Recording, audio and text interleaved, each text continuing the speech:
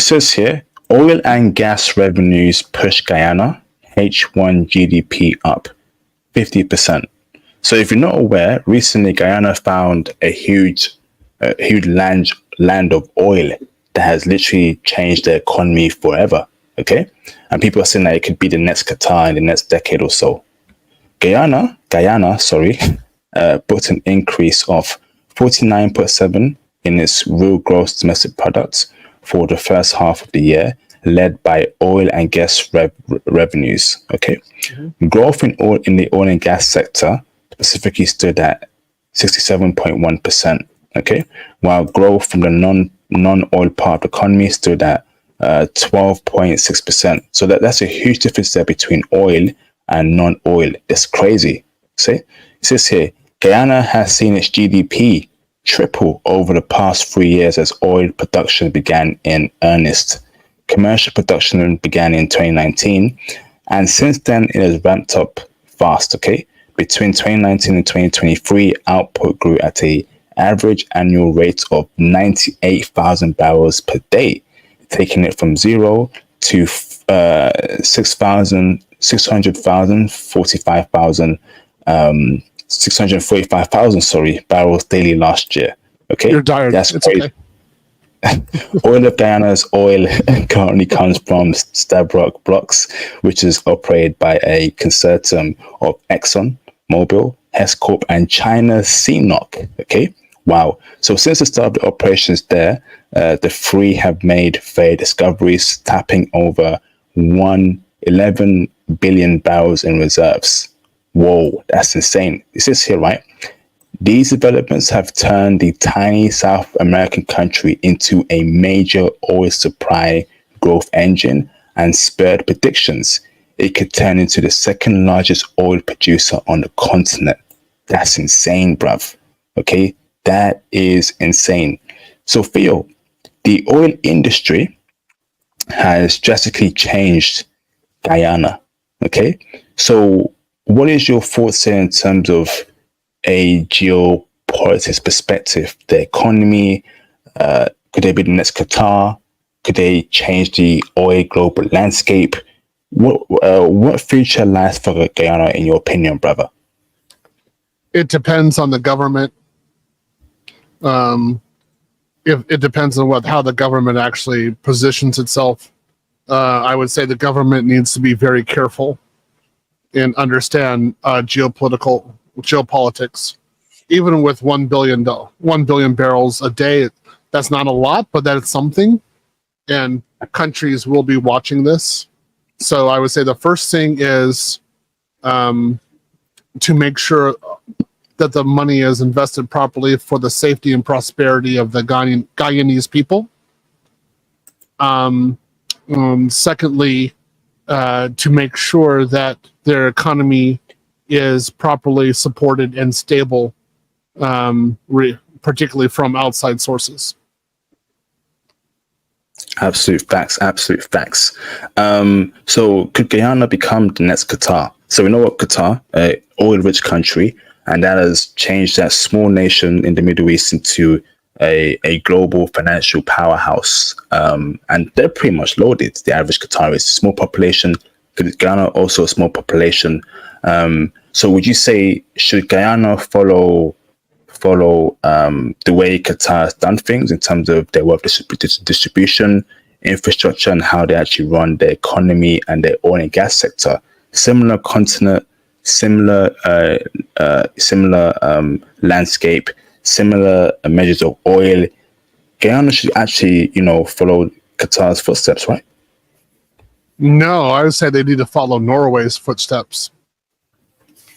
I would much more rather that, because Norway's structure is amazing, and it's I think it's Oil Sovereign Wealth Fund, something like that. It is absolutely phenomenal. So I would go with Norway, particularly with the infrastructure that, Guyana can really make it. I don't know. I haven't really looked at the sovereign wealth structure for Qatar, so maybe that's another option. But I would say at least at bare minimum do Norway. Awesome. So Norway should be the standard for them to follow after. Okay. Yeah. So I mean, they should have they should be top 5 in the world for healthcare, top 5 in the world for education. Their infrastructure, they should have like perfect water. I mean, literally, like, they like again, like I drink Essentia. Like this crap should be coming out of their faucets. This is what they should be using in their toilets. I'm serious. That's how well they should be able to clean their water, that they could get this kind of stuff. They should have like amazing internet, first class. Like no child should go to school poor. They should have like just amazing educational opportunities. Every Guyanese person should be guaranteed a retirement. Like this is how I would say, this is how you start. Well, these kind of basics. How do you structure the economy this way, and make sure it's working correctly? How do you do your investments? How do you ensure that the United States doesn't invade them? That would be the next question. that would be one of my first questions I would be thinking about very quickly if I were the president. Okay, so how do we make sure we're not invaded by the United States? Okay, so what do we need to do? I would be making some very good deals in the background to make sure there's no invasion. What kind of deals is that? Strategic security partners with other countries for protection, or creating their own army, weaponry, buying weapons? Is that what you mean, Theo? It's hard to tell, but it would be. You might have like small U.S. military presence. It would make sense, but not entirely a huge one, but a small one, and then probably some sort of oil selling contract to the United States to some degree. Some sort of friendliness with the United States, not overly, but something there, and then probably an arms contract with at least the United States, if not the United States and France.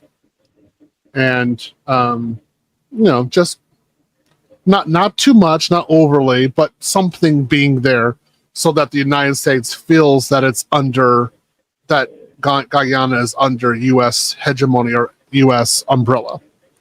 Wow. And if that were there, then there wouldn't be an invasion. Wow. Yeah. This is insane, bruv. The world we live in, huh? US calling the shots, even though they talk about liberty and all that stuff. Yeah, I mean, you have to worry. That's it. I mean, you have a clip about the Venezuelan president being detained? I do, yes. Yeah, I saw that. I was like, this is a BS. Like, you don't do that to a foreign leader. You just don't do that. That's no. I was ticked.